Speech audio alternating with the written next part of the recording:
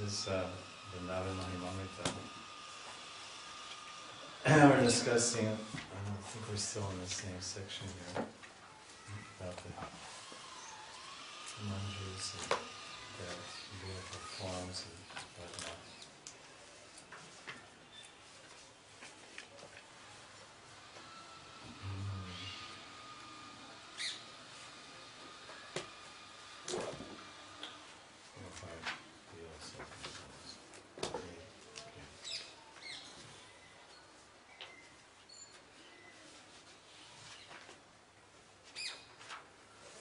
These are glories of the manjaris. It's from like Shataka 8, verse 17 to 42. And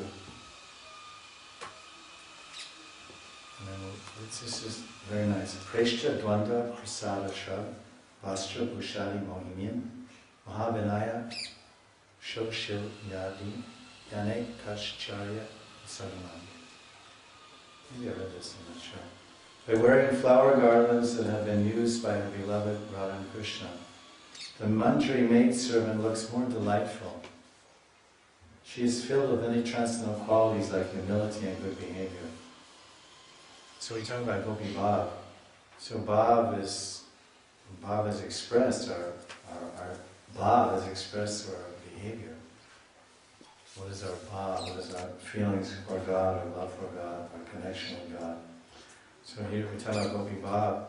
One thing is externally they're wearing prasadi mala. So even we get prasadi mala. And it makes us look more delightful. It says that Vastra Bhushali Mohinim.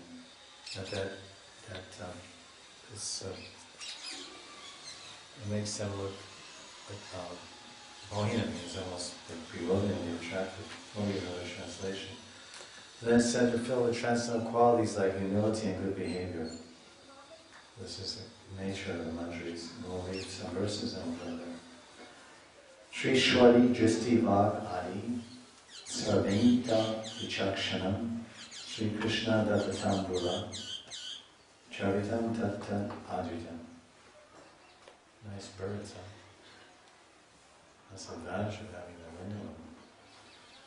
This maidservant is capable of understanding the words and gestures of Sri Radha. She relishes the betel nuts chewed by Sri Krishna.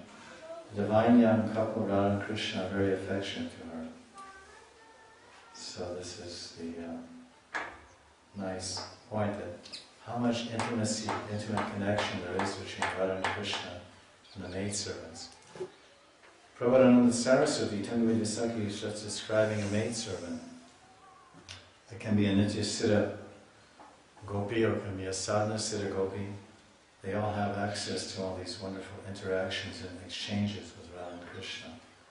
It's not just limited to the Nityasiddha servants of the Lord. Even the sadhakas, those devotees who become perfect and attain their Siddhadeha and Vastu Siddhi and go to the Leela of the Lord, they can also get the remnants of the Lord, they also get the Prasadi Mala of the Lord, and they also take part in all these pastimes.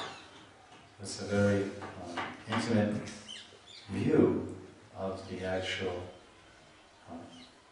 the life and activities of a maidservant, Manjari, all these verses, how they're so expert at watching and understanding the heart of Radha and the heart of Krishna, understanding their facial movements, and it says that the Manjari understands the words and gestures. She's capable of understanding the words and gestures. She rather just makes some gesture where she feels like this or she feels like that.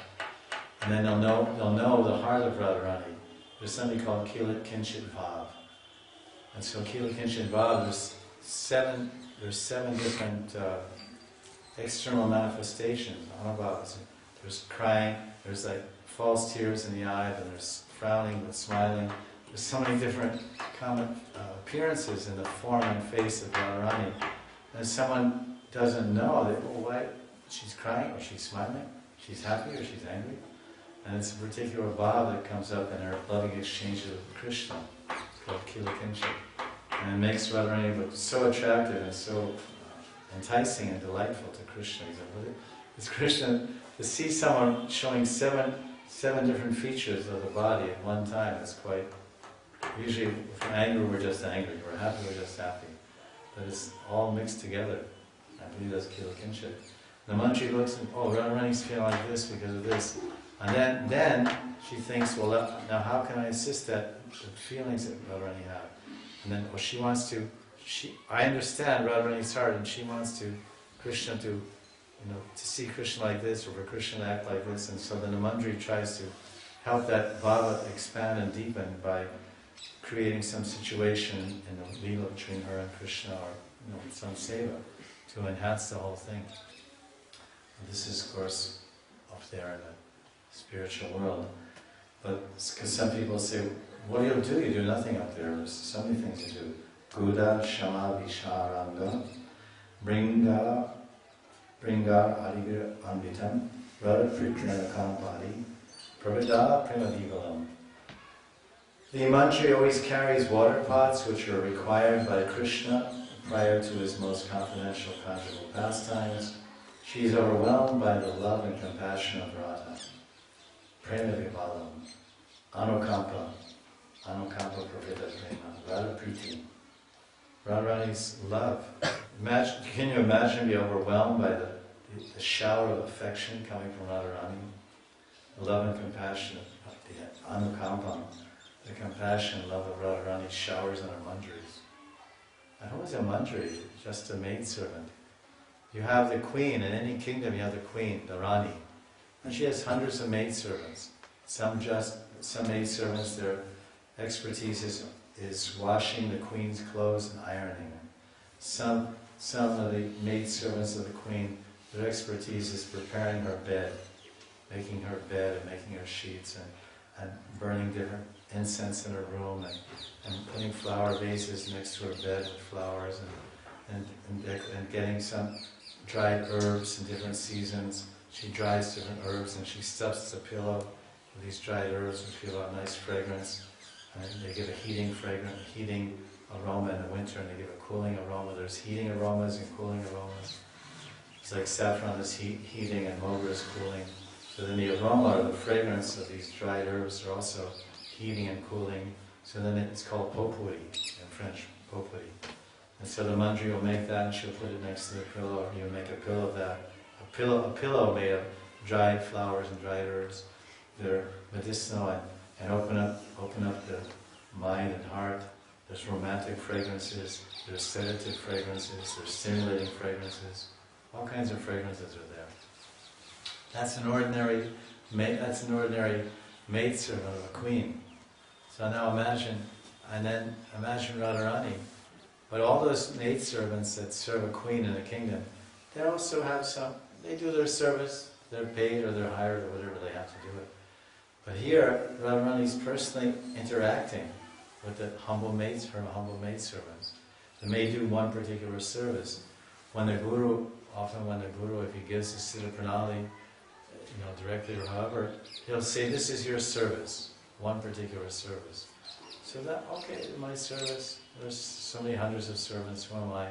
But Radharani interacts with each servant, her anukampa, her priti, Radha Priti, her love, her compassion, her affection with each one, without fail. This is the extraordinary, unlimited nature of Radharani's love and compassion. Radha padabcha sevanya spriha kala triyojitam Radha priti sukam bodha gapare buddhitam sada. The mantri never desires anything other than the service of the lotus feet of Radha. And she eternally remains absorbed in the ocean of Radha's unlimited happiness. That's an interesting idea. Being absorbed in the ocean of someone else's happiness. Generally we're absorbed in the ocean of our own happiness. We only care about ourselves and how much happiness we have. She's absorbed in the ocean of Radha's unlimited happiness. This is Radha Priti Sukham Buddhi. Buddhitam Sada. Wish we need another translation of that. This desire, she desires nothing else. Radha Pada Abja Sevanya. Spriya Kala. She desires nothing else but the service of Radharani. Bhaktivinoda Thakur has a bhajan where he says that if someone says they're averse to Radharani, if they're averse to Radharani or averse to Radha's pastimes, I don't want to see their face. You know this bhajan? So if someone's averse to the service of Radharani, like sometimes people in Krishna consciousness, they say, how does Radharani fit in here in Krishna consciousness? This is the Krishna consciousness movement, and this Hare Krishna movement, and Krishna, the goal is Krishna consciousness. But now it seems these students of Ananga Mohini are asking, how is it, the goal is Krishna consciousness, but you're talking about Radharani, now the goal is Radha consciousness, or Krishna consciousness, or what? So the goal is prema, and as far as I always understood, Prabhupada presented the goal is to develop love for Radha and Krishna. Because Krishna is always with Radha, and Radha is always with Krishna. So this is Krishna consciousness. It means consciousness of Krishna, yes, and Krishna consciousness means consciousness of Radha. It also means that. But generally the idea one thinks it just means Krishna, it means consciousness of Krishna. And so you can say Krishna, Krishna, Krishna, hey. You can say Hare Krishna all day and throughout the day. But you can't say Radhe, Radhe, Radhe in any place or anyway. But then if you say, but the actual point is that we want to glorify Ramakrishna Yuga, Narottam Das Thakur and Prem Bhakti Chandrika. And it also says in Chaitanya Charitamrita and the Ramananda Sambhag, the conversation between Lord Chaitanya and Ramananda Roy. Ramananda Roy asked Lord Chaitanya asked Ramananda Roy, what should one sing about? What should you sing about? What are the songs that should be sung? And then, should you sing all about Krishna bhajans or what? And then Ramananda Roy answered Lord Chaitanya's question. He said, the only songs that should be sung are songs about Radha and Krishna's love affairs. Loving pastimes of Radha and Krishna. I mean, it's together. Radha's name and Krishna's name together. And that same thing is in Prem Bhakti Chandrika by Narottam Das Thakur Mahashaya. He sung about Raghunatha Bhakti. And he says that one should always worship Radha and Krishna together. Always worship Radha and Krishna Yuga together, Yuga the Priti. And worship them together and glorify them together. Nama Puna Lila. Yuga Nama. So our mantra is called the Radha Krishna Yuga mantra. Sometimes we say the Hare Krishna Maha mantra, which is also correct. But you can't deny the fact that it's Radha Krishna Yuga mantra also. Because Radha and Krishna are there in this mantra, so it's Yuga, it's a pair, Yuga means a pair. It's a really nice flavor.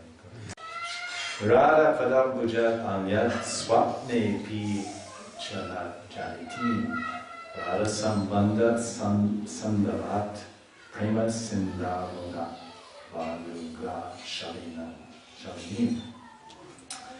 The Pransakhi of Radharani, the Manjari, she cannot think of anything other than the lotus feet of Radha. Radhapad ambuja anyat swapne na janatim. She doesn't know anything other than Radha's lotus feet, even in her dreams. And she drowns in the ocean of ecstatic love in the form of her relationship to Sri Radha. Radha Sambandha Sandavat Prema Sindhu Ogashalini. Shane Shane Rasa Swada Pradanchak Pulakavalim. The Manjari relishes the mellows of ecstatic love at every moment. Shane Shane Rasa Swada. Rasa Swada, she's relishing, tasting ras at every moment. And Pulak Valim, her hair is standing on end. Sarvanga Kanti Saundaryer Apare Savamohinim Radha Karma Kulataya Tacha Tacha Vichalinim. By the beauty of her bodily limbs, the Manjari bewilders everyone. Sarvanga Kanti Saundarya Apare Savamohinim. The Manjari eagerly wanders about in order to serve Sri Radha. Radha Karma, that's so interesting. Radha Karma Akulataya. kulataya, karma kulataya, lataya. Tatra tatra vichalini, vichala, chala chala. She wanders here and there, engaged in actions for the pleasure of Radha. So these are very nice. Some of the services that Manjaris do, and how attractive she is, and how much love she has. What she's experiencing, and her intimacy of her relationship with Radha. She doesn't even in her dream, she thinks of Radha. She only remembers Radha. Something desirable. Even in dreams, she can't think of anything but Radharani's lotus feet. We hear passages like this. Now, every one of us has an opportunity to dream. 50% of our life we spend dreaming. Well, let's say 8 hours we sleep, so that's 1/3. But then when you're older, you sleep more. When you're younger, you sleep more. So 33% of our time we spend dreaming. So I often talked about this concept of programming your dreams. We program our computers to act according to our desire and perform certain tasks according to our design. But there's no greater computer than that which is on our shoulder. The computer of the brain has so many transmitters and neurons and so many things going on there. And so what kind of program do we have in our brain? It's something, the motherboard is broken. So we can program every night before we take rest. We can also try to make our program called software, I think. You can make a program, okay, Krishna, I'm going to fall asleep, and if somehow you decide to take me out of my body while I'm sleeping, please give me a memory of you, even at that time. Because many people, they die in their sleep. There's no guarantee of waking up the next day. You can close your eyes, and you can be closing your eyes forever in this body. There's no guarantee that when you open your eyes, you'll be in this body. No one can say that. So therefore, it's a very precarious moment. It's considered sleeping as partial pralaya, and death is complete pralaya of this body, destruction. Just like Brahma has. The night of Brahma is partial pralaya, and the end of his life is full pralaya. So we're like little Brahmas with our little universes. We create our little universes with our one head. We don't have 4 heads, we have one head. We create a little universe, and we orbit around our universe and try to make it work according to our plan. And when our universe doesn't work, we complain to Vishnu. Just like Brahma, when Brahma's universe, it's not, when the universal order gets disturbed, then he goes, oh Vishnu, please help me. So we're the same way. We're little Brahmas, we have our little universe. And when it gets difficult, we go to God, oh please, God, please help my family. Please help my business. So the same thing when Brahma goes to Shri Lakshmi Vishnu and prays on the ocean of milk. Oh, Big Daddy, I created this universe and it's kind of going haywire. Can you do something? So when he sleeps at night, that's called partial pralaya. So much half the universe is destroyed. So the people that describe in books you'll see in Puranas that partial pralaya is when we sleep at night. We don't know, so at least we can have a conscious prayer before we close our eyes. Say, Krishna, if I'm to leave this body tonight, please bless me that I remember you at that final moment. When my consciousness turns to you in the inner reaches of my subconscious, in my dream, when I'm sleeping, may I reach out to you, and may you give me remembrance. Because from Krishna comes remembrance. Will you please bless me with memory of you at that last moment? That's when we're sleeping. That's one point, that's a standard thing. Before taking rest, at the time of taking rest. And the other point is, Krishna, I want to make a program. I want to dream of my Gurudev. I want to see my Gurudev in my dream. I want him to tell me something. And then, or I want to see, can I see, is it possible, okay, I saw that, I want to see the lotus feet of Radharani. I want to see the bottom of Radharani's feet. I've read so many times the marks on Radharani's feet. I've seen so many times the chart of the marks on Radharani's feet, the 19 chinna, it's called Charan Chinna. But and Krishna holds those feet in his lap, and he kneels down, and Krishna paints those feet. So I'm a manjari, someday I may be a manjari, and I'll see the bottom of Radharani's feet, clearly, I'll see, oh, there's the marks. Like someone says, oh, see that I have chakras on my fingers, or I have this mark in my hand, or a curving line. And we saw a picture of Prabhupada's feet the other day, or a photograph, and we saw an upcurving line from the middle of his foot. It went up like this, went between his first and second toe. I said, that's very interesting. It's a straight line up like this, just like the line on Krishna's foot. And generally, if that's on someone's foot, it means that person's getting liberation. There's like lines on the hand, and there's also lines on the feet, obviously, and they have meaning. At any rate, so that we can dream like that, in my dream I could see. And because everything's based on desire. We're conscious and we have desires and we pray to God. We're conscious, we're awake, we have desire, we pray to God, help me fulfill these desires, make this arrangement, make this work, make that work, make this happen. And oftentimes Krishna does, for the benefit of his devotees. Amazing, wonderful things happen in a conscious world. So Krishna cannot do anything in an unconscious world. Krishna is powerless in the unconscious world. We make so many programs when we're conscious and submit so many desires and ambitions and plans before the lotus feet of God. Oh, I'm practicing Mridanga. Oh God, please make me an expert Mridanga player. And so I practice, oh, one day this is the mercy of God. He says, Krishna says in Gita, Purusham Rishu, I am the ability in man. Purusham Rishu, I am the ability in man. I am the intelligence of the intelligent. These are all Krishna. Krishna's vibhuti. Krishna is bestowing a portion of his vibhuti, vibhuti matsattvam, just a portion in our heart and mind that we become successful in some activity. It's a gift of God. So in the same way, when we're about to enter the realm of unconsciousness, which is 1/3 of our very life, because 2/3 of our life we're really having so many desires, so many plans, so many things we want to do, and for pious and religious, usually we try to connect with God, because He's a big helper, a big player in our success. He's the ultimate factor in success anyway. Gita says there's 5 factors in success, and the most important one is the sanction of the Paramatma. There's that verse there. There's the place, the action, the endeavor, the worker, and finally Paramatma. The 5th, the decisive factor in any action or any endeavor, the success or failure is determined by God. So don't be attached to success or failure, just be attached to doing your duty. That's what Krishna tells Arjuna. So before we're taking rest, then we can pray, Krishna, Prabhupada, please.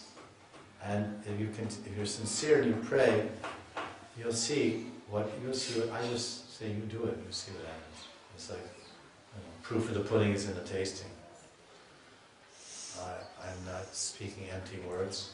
I'm not speaking things I haven't done or do. And I'm just sharing with you these things.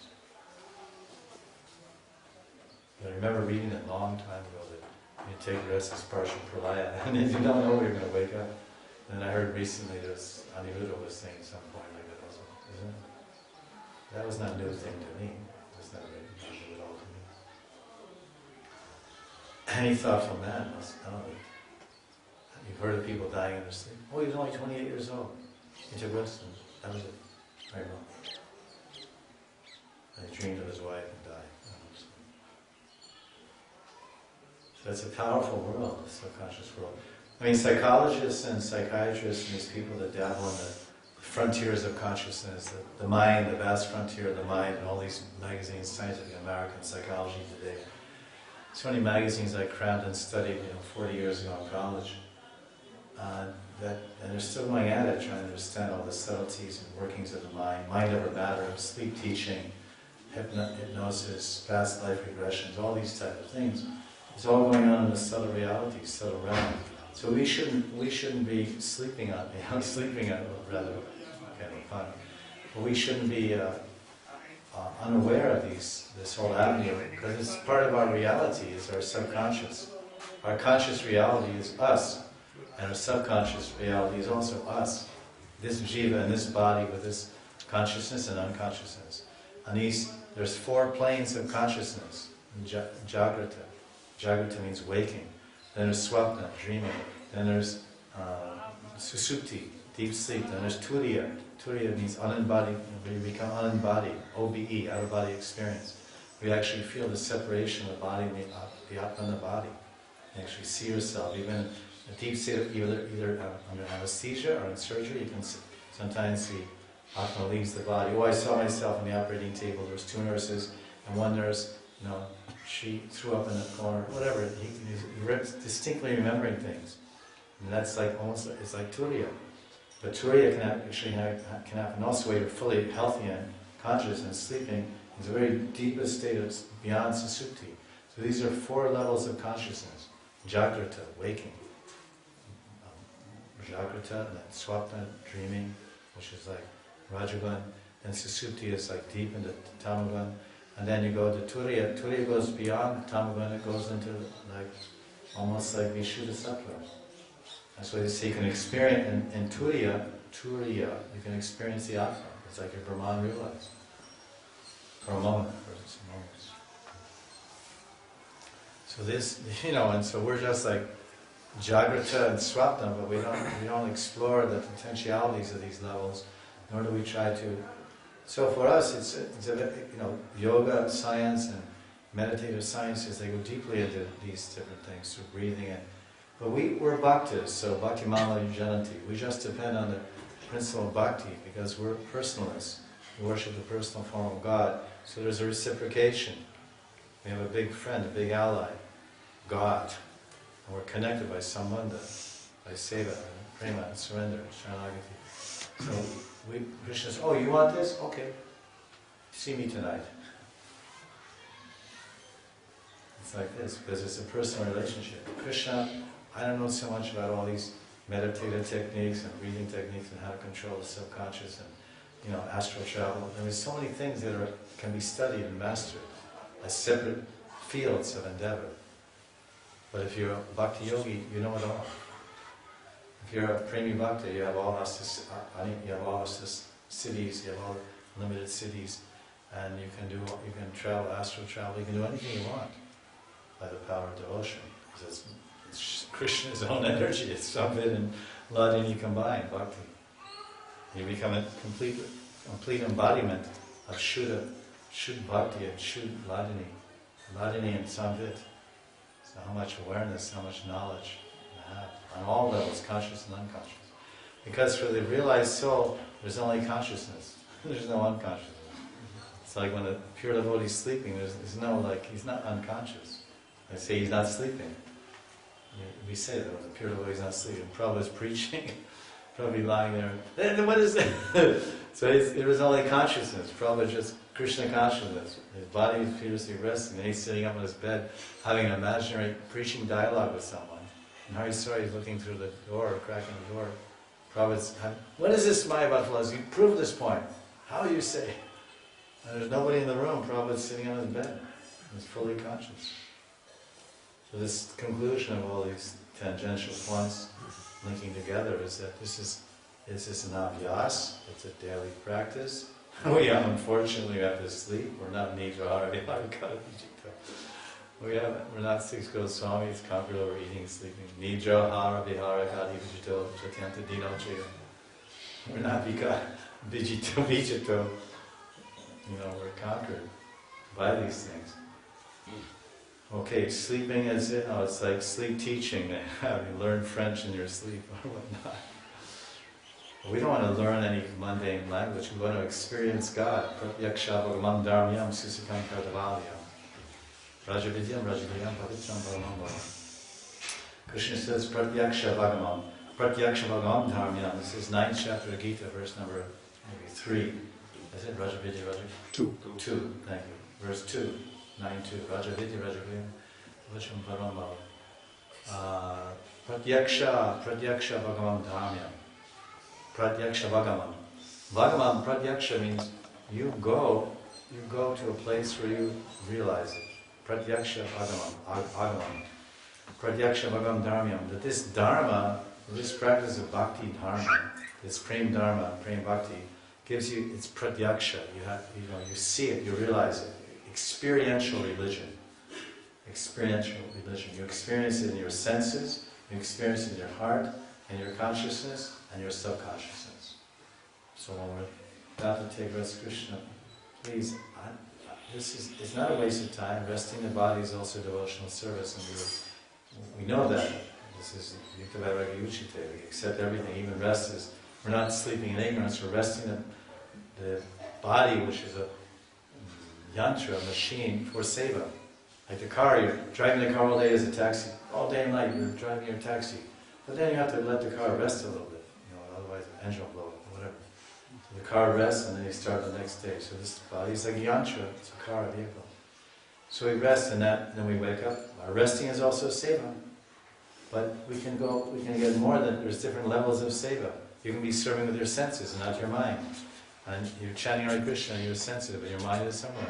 But when you're serving with your mind and your senses and your heart, everything fused together in one absorption, that's called ekagrata. Ekagrata. Ekagrata in yoga means that all drawn into one point. My mind is absorbed in chanting the holy name. My heart is absorbed.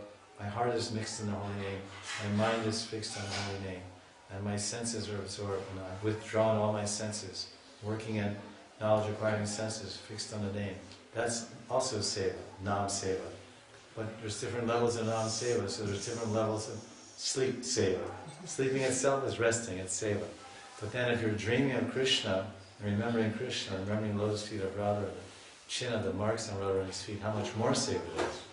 How much more absorption. When you wake up, it's like, phew. I can remember, I've had dreams of different sadhus that I haven't met for 10 years, and I woke up, I felt like I just took a bath in a mountain lake in the summertime, or went to a waterfalls. I've experienced waterfalls in my life, in the country, and standing under waterfalls, and all these things, and you feel like refreshed and alive. So why? It's not as though I wake up, but if you dream of Guru or Krishna or Radha, it's not, and it's a private thing. You don't go around telling them, I dream. But it's some impression, some experience. But my very tangible dreams have been the deities I've worshipped or the sadhus I've served. The deities I've intensely worshipped, they've appeared to me in dreams, or the Radhe, or the sadhus I've served. The saintly people like my Guru and other well-wishing spiritual personalities. And it's beautiful, it's very wonderful. So this is, this point about the mantras, they never forget Radharani's feet even in their dreams. Pranava Mahimamrita ki jai. The mantri is charmingly decorated with flower garlands, garments, ornaments, and many other things given to her by the most dear divine couple. The mantri possesses great humbleness, good character, and a host of other transcendental virtues. The mantri is expert at understanding the hints concealed in the glances, words and expressions of our mistress Radha. The glances. The mantri chews the betel nuts offered to her by Krishna. She worships Radha and Krishna with great respect. The mantri brings golden vessels and other paraphernalia to the secret meeting with Krishna. Radha's great love and various kindnesses make her overwhelmed with love. In all three phases of time, past, present, and future, she has no desire other than to serve Radha's lotus feet. She is always plunged in the shoreless ocean of the happiness of pure love for Sri Radha. Even in her dreams, she does not know anything but the lotus feet of Sri Radha. She is always plunged in an ocean of pure love for Sri Radha. Her youthful beauty fills the entire world with wonder. As she repeatedly tastes the nectar of transcendental mellows, the hairs on her body stand erect in ecstasy. With the limitless, splendid beauty of her transcendental form, she enchants the entire world. Eager to perform her duties in Radha's service, she quickly goes here and there. So these are the verses. Pretty much parallel to what we read. I think so. So that's the perfection. This is Prayojana Tattva. Once someone told me you can't be inspired to attain the goal if you don't know what it is. The plane of action is based on the level of inspiration. The degree of action will be determined by the degree of inspiration. And the degree of inspiration is determined by how much you know the destination. The degree of inspiration The degree of inspiration is determined by how much you're aware of the destination. So that's why, if it's only Sambandha Tattva, to establish a basis of movement, and then to move, Sambandha establishes a basis to begin movement. That's Sambandha. And Avideya is a platform of movement. But movement will be progressive and kinetic. Progressive and kinetic means self-generating. Movement will be very rapid if there's lots of input of the goal, of the destination. That's the prayojan. Okay, because that's the biggest problem we find is people start engaging in avideya practices, sadhana, bhakti, vaidhi sadhana, rag sadhana, whatever. But then they say, why am I doing this? What is the goal? Oh no, don't read about that. Oh no, you can't hear about that. Just do the abhyas. Abhyas means the daily practices. Abhyas. Shadam, Kirtan, Vishnu, Smarana, whatever puja does that. Seva, Guru Seva, Vaishnava, Hari Guru Seva. But without that input of the prayojan, the destiny, where am I going? Where am I going? That's how they sell airline tickets to exotic places. How do they sell airline tickets? Getaway vacations, getaway weekends. Well, they make it sound attractive. They make the objective, the goal, the destination, Hawaii or whatever. You spend your holidays in Fiji or Tahiti or Polynesia. Well, what's so great about it? Oh, it's this, beaches and clubs and bikinis and gambling and whatever. I go, yeah, that looks good. Yeah, I'm inspired to go there. So that's why I said inspiration. Without knowing the destination, there can't be sufficient inspiration to move on the path of liberation.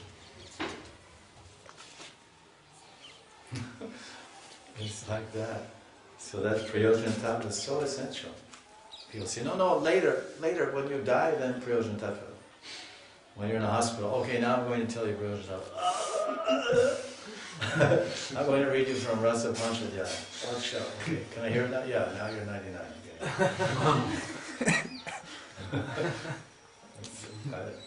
Prabhupada, 1969, he gave Krishna book, Nectar Devotion. It's full of Prayojana Tattva.